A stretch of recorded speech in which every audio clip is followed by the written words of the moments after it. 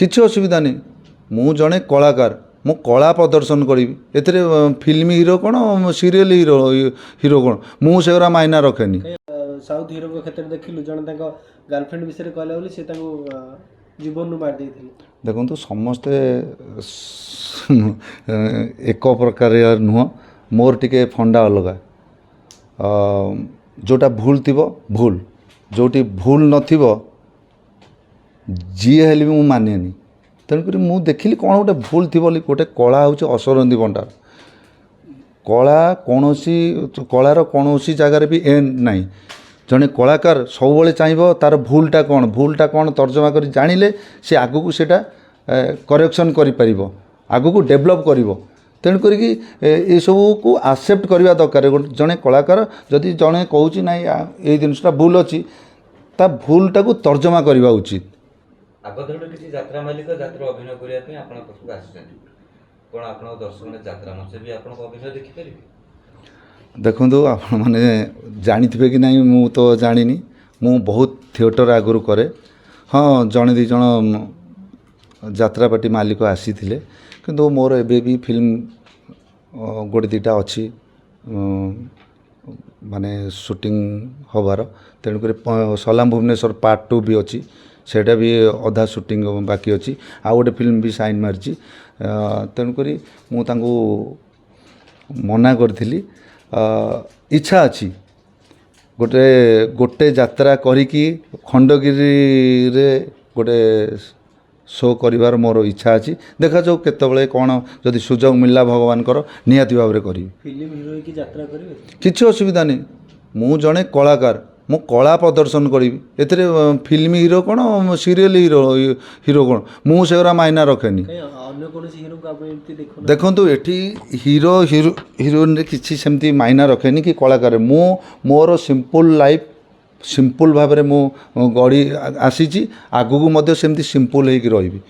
ମୋତେ ଯେଉଁଟା ଭଲ ଲାଗିଲା ମୁଁ ସେଇଟା କଲି। ମୋତେ କାହା କଥା ମୋତେ କିଛି ଫରକ ପଡ଼ିବନି।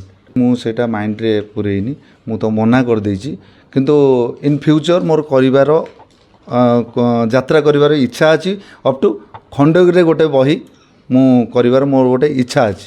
ଦେଖାଯାଉ କ'ଣ ହେଉଛି, ଭଗବାନଙ୍କ ଆଶୀର୍ବାଦ। ରାଜନୀତି ବଡି ଥିବା ହିରୋ ହଉ ବା ନବାଗତ ନାୟକ ହୁଅନ୍ତୁ, ଆଗରୁ ବହୁତ ଆସୁଛନ୍ତି ଆଉ ହଜି ଯାଇଛନ୍ତି। ଆଜି ପର୍ଯ୍ୟନ୍ତ ଆପଣ ଗୋଟେ ପରେ ଗୋଟେ 4ଟି ଚଳଚ୍ଚିତ୍ରରେ ଅଭିନୟ କରିସାରିଲେ। ଏବେ ମଧ୍ୟ ଆଉ 2ଟି ଚଳଚ୍ଚିତ୍ର 2 ଜଣ ପ୍ରଚଣ୍ଡ ଆପଣଙ୍କୁ ନେବା ପାଇଁ ମନସ୍ଥ କରିଛନ୍ତି। ଏ ବାବଦରେ ଆପଣ କ'ଣ କହିବେ? ଆପଣଙ୍କ ବଡି ନା ଆପଣଙ୍କ ଆକ୍ଟିଂ? ଦେଖନ୍ତୁ, ଗୋଟେ ଫିଲ୍ମରେ ଯେତେବେଳେ ଗୋଟେ କ୍ୟାରେକ୍ଟର ପାଇଁ ଯେତେବେଳେ ଅଭିନୟ କରିବା ପାଇଁ ଯେତେବେଳେ ଫାଇନାଲ୍ କରାଯାଏ ଗୋଟେ ହିରୋକୁ, ସେତେବେଳେ ବଡି ସହିତ କଣ୍ଟେଣ୍ଟ ଦରକାର, କଣ୍ଟେଣ୍ଟ ସହିତ ଅଭିନୟ ବି ଦରକାର। ନା ବଡି ଥିଲେ ଯଦି ଆକ୍ଟିଂ କରିପାରୁନଥିବ ତାହେଲେ ସେ ବଡିର ମହତ୍ଵ କିଛି ନାହିଁ। ଆଉ ବଡି ଆଉ ଆକ୍ଟିଂ ଦୁଇଟାକ ଯଦି ଥିବ, କଣ୍ଟେଣ୍ଟ ଯଦି ଭୁଲଭାଲ ଥିବ, ତାହେଲେ ସେ ଫିଲ୍ମର କିଛି ବି ମାଇନା ନଥାଏ। ସେ ଫିଲ୍ମ କ'ଣ ମାନେ ମୂଲ୍ୟହୀନ। ତେଣୁକରି ଉଭୟ ପରିପୂରକ ଭାବରେ ନିହାତି ଭାବରେ ଦରକାର। ଆଉ ଯଦି ବଡି ଥାଇକି ଯଦି ସମସ୍ତେ ହିରୋ ହେଇଯାଆନ୍ତେ, ତାହେଲେ ମୋଠୁ କେତେ ବଡି ବିଲ୍ଡର କୋଟି କୋଟି ଲୋକ ଅଛନ୍ତି। ତେଣୁକରି ଉଭୟ ଜିନିଷ ଦରକାର, କଳା ସହିତ ବଡି ଦରକାର, ଆଉ ଦୁଇଟା ଯାକ ପାଇଁ ଭଲ କଣ୍ଟେଣ୍ଟ ବି ଦରକାର। ଭାଇ, ଆଇ ଲଭ୍ ୟୁ 2ରେ ଅନୁଭବ ନାହାନ୍ତି, ଆଗକୁ ଦଶହରା ଆସୁଛି, ଅନୁଭବଙ୍କର ଗୋଟେ ଫିଲ୍ମ କର୍ମ ଆସୁଛି। ଏ ଯେଉଁ ବିବାଦ ବର୍ତ୍ତମାନ, ଏ ବିବାଦକୁ ନେଇକି ଅନୁଭବଙ୍କ ଚଳଚ୍ଚିତ୍ର ଉପରେ କିଛି ପ୍ରଭାବ ପକାଇବ ଲାଗୁଛି? ନିହାତି ଭାବରେ ପ୍ରଭାବ ପକାଇବ। କାରଣ ଯେତେବେଳେ ଭିଲିଆନ୍ ଆସୁଛି, ଯେତେବେଳେ ଗୋଟେ ଭଲ କଣ୍ଟେଣ୍ଟର ଗୋଟେ ନୂଆ ଷ୍ଟାଇଲରେ ସେ ଅର୍ଜୁନ ଯେତେବେଳେ ଫିଲ୍ମ କରିଛନ୍ତି, ଗୋଟେ ଆକ୍ସନ୍ ପ୍ୟାକ୍ ମୁଭି, ନିହାତି ଭାବରେ ପ୍ରଭାବ ପକାଇବ।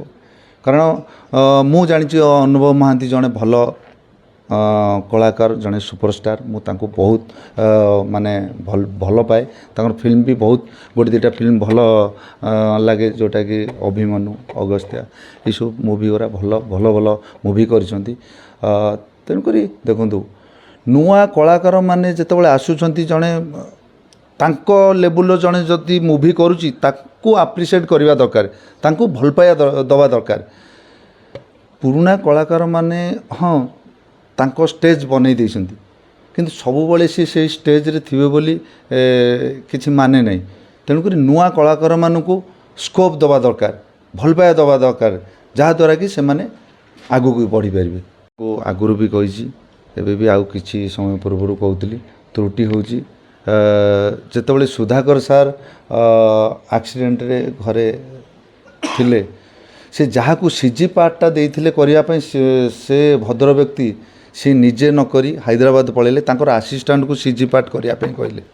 ତେଣୁକରି ସୁଧାକର ସାର୍ ଯେତେବେଳେ ଫିଲ୍ମ ସୁଟିଂ ସରିଯାଏ, ପୋଷ୍ଟ ପ୍ରଡକ୍ସନ୍ କାମ ଦାୟିତ୍ୱ ହେଉଛି ଡାଇରେକ୍ଟରଙ୍କର, ସେ ସବୁ ତର୍ଜମା କରିକି ଏଡ଼ିଟିଂ କରାନ୍ତି। ତେଣୁକରି ସିଏ ଯେତେବେଳେ ଆମର ସୁଧାକର ସାର୍ ନଥିଲେ, ସେ ସିଜି ପାର୍ଟଟା ହିଁ ଖରାପ ହେଇଥିଲା, ସେ ଆସିଷ୍ଟାଣ୍ଟ ଏପଟ ସେପଟ କରିଦେଇଥିଲା। ଆଉ କିଛିଟା ଜାଗାରେ ସ୍କ୍ରିନ୍ ପ୍ଲେ ଭୁଲ ଟିକେ ଥିଲା, ସେଗୁଟା ହିଁ ଆମର ଟିକେ ଭୁଲ ଥିଲା। ଦେଖନ୍ତୁ, ଆମେ କଳାକାର ହିସାବରେ କଳା ପ୍ରଦର୍ଶନ କରୁଛୁ, ଆକ୍ଟିଂ କରୁଛୁ ହିରୋ ଭୂମିକାରେ।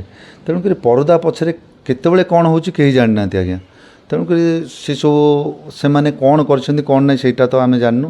କିନ୍ତୁ ନେକ୍ସଟ ମୋର ଯେଉଁ ପ୍ରୋଜେକ୍ଟ ଏବେ ଚାଲିଛି, ମୁଁ ସାଇନ୍ କରିଛି ଗୋଟେ ବହୁତ ବଢ଼ିଆ ମୁଭିରେ, ସେଇଟାକୁ ସିକ୍ରେଟ୍ ରଖାଯାଇଛି, ଆପଣମାନେ ଜାଣିଥିବେ। ଏବେ କ'ଣ ଚାଲିଛି ଆପଣଙ୍କର ଯେଉଁ ପ୍ରୋଜେକ୍ଟ? ଏବେ ସ୍କ୍ରିପ୍ଟିଂ ଚାଲିଛି, ପାଖାପାଖି 4 ମାସ ହେଇଗଲାଣି। ସେ ଗୋଟେ ଟ୍ରୁ ଷ୍ଟୋରି ଉପରେ ସେ ଫିଲ୍ମଟି କରାଯାଉଛି।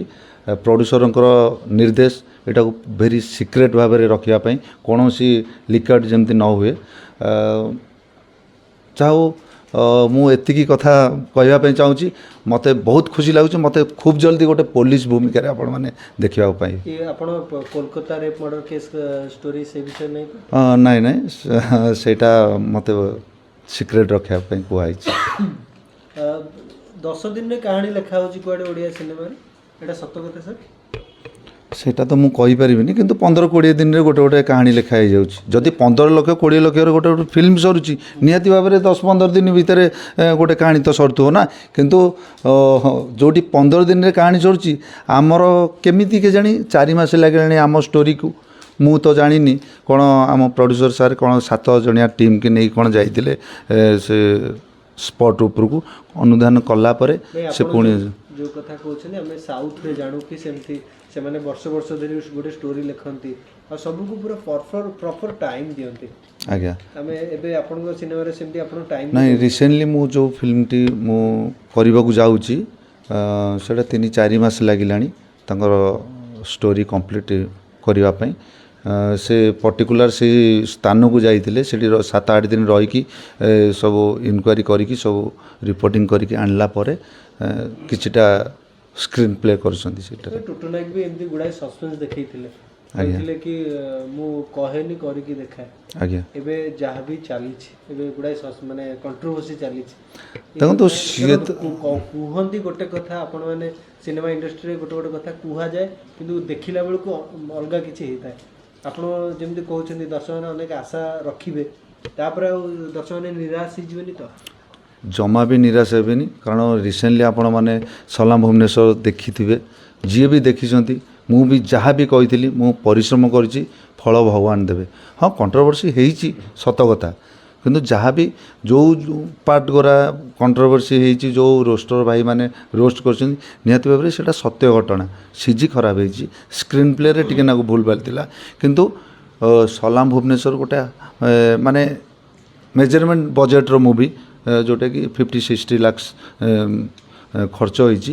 ଆଉ ସେଥିରେ ଫିଲ୍ମ ଯେତେବେଳେ ରିଲିଜ୍ ହେଲା, ମାନେ ମୋତେ ରିଲିଜ୍ ପୂର୍ବରୁ ଏମିତି ମୋତେ ମାନେ ଡର ଲାଗୁଥିଲା, ଏଇ ଯେଉଁ କଣ୍ଟ୍ରୋଭର୍ସି ଆରମ୍ଭ ହୋଇଯାଇଥିଲା, ଯେଉଁ ରୋଷ୍ଟିଂ ଆରମ୍ଭ ହୋଇଯାଇଥିଲା, ଡର ଲାଗୁଥିଲା ଫିଲ୍ମ ଦେଖିଲା ପରେ ଗାଳି କରିବେନି ତ, ଆମେ ଏତେ କଷ୍ଟ କରୁଛୁ, ସବୁ କଷ୍ଟ ବୃଥା ହେଇଯିବ। ଯାହା ହଉ, ଫିଲ୍ମ ଯେତେବେଳେ ରିଲିଜ୍ ହେଲା ବହୁତ ଖୁସି ଲାଗିଲା। ମୋର ଯେଉଁ ଆକ୍ଟିଂ, ମୋର ଯେଉଁ ଫାଇଟ୍ ଏସବୁକୁ ଦର୍ଶକ ବନ୍ଧୁମାନେ ବହୁତ ଭଲ ପାଇ ଦେଇଛନ୍ତି। ତାପରେ ବି ତରଙ୍ଗର ଜଣେ ବରିଷ୍ଠ ବ୍ୟକ୍ତି, ସେ ପର୍ସନାଲ ଆସିକି ବି ଗୋଟେ ଥିଏଟରରେ ଦେଖିଲା ପରେ ସେ ସବୁତକ ଇନକ୍ୱାରି କରିକି ସବୁ ଯାହା ବି କହିଲେ ବହୁତ ଭଲ ଲାଗିଲା। ଆଉ ଭଲ ଚ୍ୟାନେଲକୁ ବି ରିସେଣ୍ଟଲି ସେଲ୍ ହେଉଛି, ଆପଣମାନେ ଖୁବ୍ ଜଲ୍ଦି ଟିଭିରେ ଦେଖିବାକୁ ପାଇବେ। ସଲାମ ଭୁବନେଶ୍ୱରକୁ ଆମେ ଆଜ୍ଞା। ଏହାପରେ ମାନେ ये सब कंट्रोवर्सी रे आपण कंट्रोवर्सी की केते टाइम दउछंती आ निज सिनेमा को केते टाइम दउ ଦେଖନ୍ତୁ କଣ୍ଟ୍ରୋଭର୍ସି କି ମୁଁ ଜମା ବି ମୁଁ କିଛି ଶୁଣେନି। ଯେଉଁମାନେ ବି କଣ୍ଟ୍ରୋଭର୍ସି କରୁଛନ୍ତି ଭଗବାନ ସେମାନଙ୍କୁ ଭଲରେ ରଖିଥାନ୍ତୁ। କାରଣ ଆପଣମାନେ ଦେଖନ୍ତୁ ଗୋଟେ ଫିଲ୍ମ କରିବା ପାଇଁ କେତେ କଷ୍ଟ, ଗୋଟେ କଳାକାର କେତେ କଷ୍ଟ କରୁଛି। ଆପଣମାନେ ଆରାମରେ ଘରେ ବସିକି 1.5 ମିନିଟ୍ 2 ମିନିଟ୍ର ଯେଉଁ ଭିଡ଼ିଓଟା କରୁଛନ୍ତି ସେଇଟାରେ ବି ଗୋଟେ ଗୋଟେ ଦିନ ଲାଗିଯାଉଛି ଏଡ଼ିଟିଂ କଲାବେଳକୁ। ଗୋଟେ 2.5 ଘଣ୍ଟାରେ ଯେତେବେଳେ ଗୋଟେ ଫିଲ୍ମ ଗୋଟେ ପ୍ରଡ୍ୟୁସର କରୁଛନ୍ତି କେତେ କଷ୍ଟ, ଟୋଟାଲ୍ ଟିମ୍କୁ କେତେ କଷ୍ଟ କରିବା ପାଇଁ ପଡ଼ୁଛି ସେଇଟା ବି ଆପଣମାନେ ଜାଣିବା ଦରକାର। ଆପଣ ଘରେ ବସିକି ଜଣକୁ ଖରାପ କହିବାଟା ନିହାତି ଭାବରେ ଏଇଟା ଗୋଟେ ବହୁତ ଭୁଲ ଜିନିଷ। ତେଣୁକରି ଆପଣମାନଙ୍କୁ ରିକ୍ୱେଷ୍ଟ କରୁଛି ଆପଣମାନେ ଓଡ଼ିଆ ଇଣ୍ଡଷ୍ଟ୍ରିକୁ କେମିତି ବଞ୍ଚାଇବା ପାଇଁ କୋଅପରେଟ୍ କରନ୍ତୁ, ନୂଆ ନୂଆ କଳାକାରକୁ ସପୋର୍ଟ କରନ୍ତୁ, ସେମାନେ କେମିତି ଆଗକୁ ଯାଆନ୍ତୁ। ଗୋଟେ କमेंट आस्थिला राजवीर जदि विलेन माने गोटे गेटअप रे आसंते ताहले हॉलीवुड को गोटे विलेन भी मिल जाए। निहाती भाव भिलियन मु एंट्री करी जो 2टा मूवी मोर अच्छी रिसेंटली से सरीगला निहाती भाव में भिलियन करी मुझे मनस्थ कर रिसेंटली भी आ पूर्वर सलाम भुवनेश्वर पूर्व मत भिलियन 2टा ऑफर आसला 2टा मूवी रे किंतु मु मना करथिली जेहेतु मोर फिल्म 2टा हीरो भूमिका रे अच्छी सेटा रिलीज होला परे मु एंट्री करबी। अच्छा जदि आपण विलेन होती ताले अपोजिट रे आमे काहा को देखियो पाइबो, अनुभव, अरिंदम ना बाबूशाह? भिलियन सहित हीरो भी सेमती खाप खाउतवा दरकार। तेणुकरी सेटा प्रयोजक मानकर इच्छा सेटा मु तो कहि परिबि ना। नै जदि अनुभव रहती आपण को निहाती भाव रे भलो हबो। कांटे का टक्कर हबो। हाँ निहाती भाव रे कांटे का टक्कर हबो। लोग आपण फाइटिंग रे हरै परिबे ना ना सेटा देखंतो आमे कला प्रदर्शन करछे, फिल्म करछे, आर्टिफिशियल फाइट एटा सेमती ताको सीधा आपण संपर्क केमति को अनुभव को से ना ना भलो सी जने बहुत बड़ कलाकार मु तांको बहुत माने तांकर फिल्म को बहुत भल पाए। तांकर सबुनु मोर भल माने तांकर कोन जो अभिमन्यु फिल्मटी मत बहुत भल लगी। आउ तापर किसी फिल्म हुई तो देखिनी, अगस्त्या अधा अधी देखी किंतु बहुत भल लगे तांकर एक्टिंग।